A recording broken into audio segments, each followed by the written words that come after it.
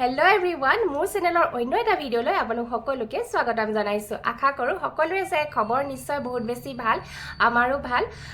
আজি আসলতে মই ভিডিঅ'টো বনাইছো স্কিন কেয়াৰৰ ওপৰত। কেইবাগৰাকীও মোক কমেন্ট কৰিছিল যে এই সমস্যাটোৰ ওপৰত এটা ভিডিঅ' কৰিব লাগে বা কি কৰিলে ভাল হ'ব, গতিকে মইও ভাবিলো যে বহু সংখ্যক মহিলা এইখিনি সমস্যাত ভুক্তভোগী, গতিকে মই ভিডিঅ'টো বনাও আৰু তেখেতসকলৰ কামত আহিব। আসলতে আমাৰ নেচাৰ ৰেমেডি বিলাক বহুত বেছি পাৱাৰফুল হয়, কিন্তু এদিনতেতো আৰু যিকোনো সমস্যা আমি সমাধান কৰিব নোৱাৰো ন, তাৰ কাৰণে আমি ধৈৰ্য ধৰিব লাগিব। যিকোনো ৰেমেডিয়ে এবাৰ এপ্লিকেশনতে আসলতে আমাৰ মানে সমস্যাখিনি সমাধান হৈ নাযায়, তাৰ কাৰণে হয়তো ৩-৪ বাৰ কৰাৰ পাছত এটা ভাল ৰিজাল্ট পোৱা যায়, গতিকে আপোনালোকে ধৈৰ্য ধৰিব।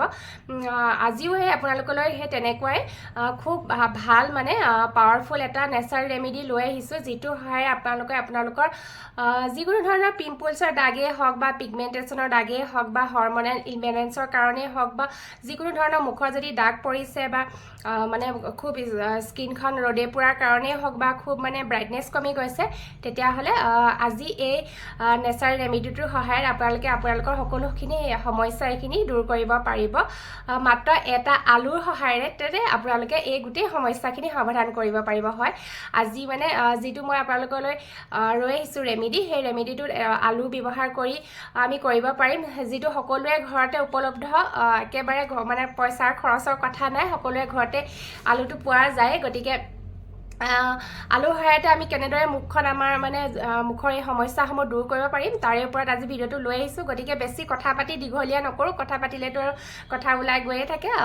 আপোনালোকে খুব কম পইচাতে কেনেদৰে মানে আলুৰ সহায়তে মুখৰ আপোনালোকৰ এই দাগসমূহ দূৰ কৰিব পাৰিব, তাৰে ওপৰত মানে বলক আজি ৰেমেডিটো প্ৰথমে আমি বনাই লওঁ, তাৰ পাছতে কেনেদৰে মানে এপ্লাই কৰিব লাগিব। প্ৰথমে প্ৰিপাৰেশ্যনখিনি কৰি লম, তাৰ পাছতে মই ষ্টেপ বাই ষ্টেপ দেখুৱাম কেনেদৰে কৰিব লাগে। তেতিয়াহ'লে বলক আজি ভিডিঅ'টো আৰম্ভ কৰোঁ। আলুৱে নেচাৰেল ব্লিচৰ কাম কৰে আৰু আলুত ভিটামিন বি, চি আৰু মিনাৰেল থাকে, যাৰ সহায়ত আমাৰ যিকোনো ধৰণৰ মুখৰ দাগ লাইটনিং কৰাত সহায় কৰে। প্ৰথমে আলুটো ভালদৰে বাকলি গুচাই ধুই এনেদৰে পিহনা এখনত ৰুকি লৈছো। আপোনালোকে ইচ্ছা কৰিলে মিক্সিটো মানে ধুনীয়াকৈ গ্ৰাইণ্ড কৰি ল'ব পাৰিব। তাৰ পাছতে এটা কাঁচৰ বাটিত ধুনীয়াকৈ আলুৰ ৰসখিনি এনেদৰে চেপি উলিয়াই লৈছো। এয়া দেখিছে নহয়, ধুনীয়াকৈ হাতেৰে আলুৰ ৰসখিনি চেপি উলিয়াই লৈছো। মই যিহেতু আপোনালোকক দেখাবৰ কাৰণে কৰিছো, সেইকাৰণে এটা সৰু আলু লৈছো। আপোনালোকে এইখিনি বনাই ফ্ৰিজত 7 দিনমানৰ কাৰণে ৰাখি দিবও পাৰিব। তেতিয়া আপোনালোকে অকণমান পৰিমাণসমূহ বঢ়াই ল'ব। আৰু তাৰ পাছতে এয়া দেখিছে নহয়, অকণমান এল'ভেৰা জেল দিছো। এল'ভেৰা জেলে আমাৰ স্কিনখন হাইড্ৰেট কৰি ৰাখে, আৰু আলুৰ ৰসৰ লগত এল'ভেৰা জেলটো ভালদৰে মিক্স কৰি লৈছো। এয়া চামুচৰ সহায়েৰে ভালদৰে মিক্স কৰি লৈছো। তাৰ পাছতে ল'ম এয়া গোলাপ জলো আধা চামুচ দি লৈছো। আপোনালোকে এয়া ধুনীয়াকৈ চাই লওক, মই ফুলকে 1 চামুচ দিয়া নাই, আধা চামুচ দিছো। এয়া আধা চামুচ দিছো। মানে গোলাপ জলটোৱে আমাৰ ধুনীয়াকৈ স্কিনত টনাৰৰ কাম কৰে, সেইকাৰণে গোলাপ জলটো দিছো। এয়া দেখিছে নহয়, চাউলৰ গুড়ি দিছো, পিঠাগুড়িয়ে আমাৰ মানে স্কিনখন ধুনীয়াকৈ স্ক্ৰাবিঙত সহায় কৰে আৰু বহুত ভাল এক্সফলিয়েশ্যনৰ কাম কৰে পিঠাগুড়িয়ে। তাৰ পাছতে দিছো এয়া হানিটো অপচনেল হয়। হানিয়ে আমাৰ স্কিনখন ধুনীয়াকৈ মইশ্চাৰাইজ কৰি ৰাখে, সেইবাবে হানি দি পেলাই ধুনীয়াকৈ এইখিনি মিক্সাৰখিনি বনাই লৈছো। এইখিনি বনাই আপোনালোকে ফ্ৰিজত ৰাখি দিব পাৰিব। তাৰ পাছতে সদায় এনেদৰে লগাব পাৰিব। এসপ্তাহমানৰ কাৰণে আপোনালোকে ধুনীয়াকৈ বনালে অকণমান পৰিমাণটো সৰহ কৰি দিব। আৰু এইখিনি আমাৰ ৰেডি হৈ গৈছে মুখত লগাব পৰাকৈ। তাৰ পাছতে মই দেখাই আছো ষ্টেপ বাই প্ৰিপাৰেশ্যনখিনি কৰাটো মই আপোনালোকক দেখুৱাই দিলো। এতিয়া মুখখন আপোনালোকে ধুই আহিব। মই এখন ৱেট টিছু লৈছো, সদায় লোৱাৰ নিচিনাকে ৱেট টিছুৰে মুখখন ভালদৰে মোহাৰি লৈছো। ৱেট টিছুৰে ভালদৰে মুখখন মোহাৰি লৈছো। মই বেলেগ একো লগাই থকা নাই, অকল কাজল আৰু অকণমান লিপষ্টিক লগাই আছো, সিমানেই। মুখখন ৱেট টিছুৰ সহায়েৰে মোহাৰি ল'লো। তাৰপিছতে এই মিক্সাৰখিনি এনেদৰে মিক্স কৰি লৈছো। এতিয়া মুখত এপ্লাই কৰি যাম, বিশেষ একো নাই, সকলোৱে কৰিব পাৰিব। মুখত এনেদৰে ধুনীয়াকৈ এপ্লাই কৰি ল'লে, কৰি লোৱাৰ পিছত গোটেই মুখখনতে ভালদৰে লগাই লোৱাৰ পিছত খুব ধুনীয়াকৈ মাছাজ কৰিব আৰু 15-20 মিনিটমান ভিতৰত মানে ৰাখি দিব। তাৰপিছতে খুব ধুনীয়াকৈ মুখখন ধুই পেলাব। এনেদৰে খুব ধুনীয়াকৈ মাছাজ কৰিব অলপ সময়। যিখিনি এৰিয়াত আপোনালোকৰ খুব বেছি মানে দাগ পৰিছে বা পিগমেন্টেশনৰ দাগে হওক, যিকোনো ধৰণৰ যি দাগ পৰিছে, সেই এৰিয়াখিনি বেছি মানে অলপ টাইম সময় ভালদৰে মাছাজ কৰিব, যাতে ভিতৰলৈ বস্তুখিনি ভালদৰে সোমাই যায় আৰু ব্লাড চাৰ্কুলেশ্যনটো ভালদৰে হয়। তাৰ কাৰণে খুব ধুনীয়াকৈ মাছাজ কৰিব।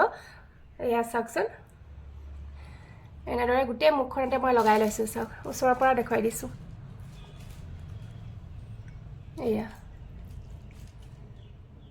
খুব ধুনীয়াকৈ এনেকৈ মাছাজ কৰিব আৰু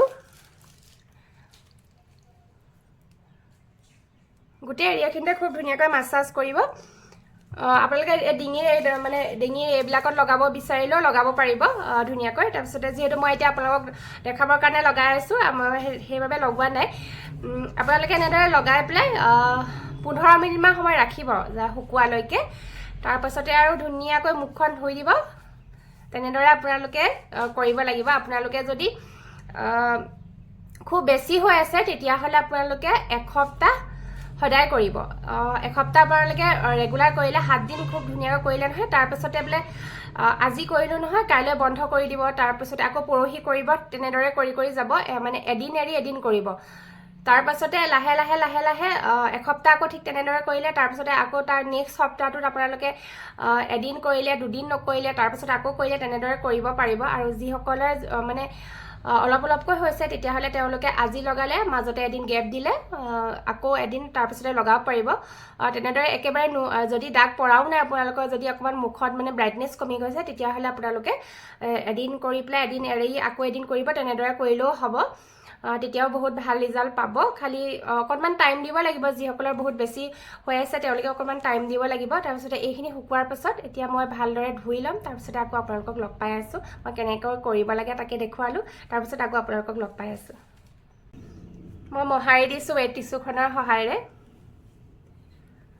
মোহাৰি দিয়াৰ পিছত আপোনালোকে গম পাব মুখখন বহুত বেছি ক্লিন হৈ যাব আপোনালোকৰ আৰু যিহেতু আলু হ'ল নেচাৰেল ব্লিচৰ কামো কৰে আলুৱে গতিকে আপোনালোকৰ স্কিনখন মানে ধুনীয়াকৈ লাইটনিং কৰাটো মানে হেৰি কৰিব সহায় কৰিব আলুৱে কিন্তু আপোনালোকে অকণমান ধৈৰ্য ধৰিব লাগিব আৰু বেছি যদি হৈ আছে কিন্তু খুব ভাল ৰিজাল্ট পাব মানে এয়া মোহাৰি দিলোঁ আপোনালোকে ব্যৱহাৰ কৰিব আৰু ৰিজাল্ট খুব ভাল পাব যিহেতু এইখিনিত মানে কোনো ধৰণৰ পইচা খৰচৰ কথা নাহে ঘৰতে সকলোৰে ঘৰতে এইখিনি বস্তু মানে এভেইলেবল থাকে আপোনালোকে ব্যৱহাৰ কৰিব পাৰিব আপোনালোকে হানিটো স্কিপ কৰিম বুলিও কৰিব পাৰিব কোনো কথা নাই মানে হানিটো নিদিলেও কোনো কথা নাই যিহেতু হানিটো দিছোঁ মই যাৰ স্কিনখন মইশ্চাৰাইজ কৰি ৰাখিবৰ কাৰণে হানিটো দিছোঁ যদি আপোনালোকৰ বেছি ড্ৰাই স্কিন হৈ আছে তেতিয়াহ'লে আপোনালোকে হানিৰ সলনি হেৰি গ্লিচাৰিনৰ অকণমান কেইড্ৰপমান গ্লিচাৰিন দিব তেতিয়া আপোনালোকৰ মানে বহুত বেছি ড্ৰাই স্কিনৰ কাৰণে ভাল হ'ব আৰু সেয়া এতিয়া মুখখন ধুই দিলে চাওকচোন কোনো ধৰণৰ এনে মই লিপষ্টিকখনে মোহাৰি দিছোঁ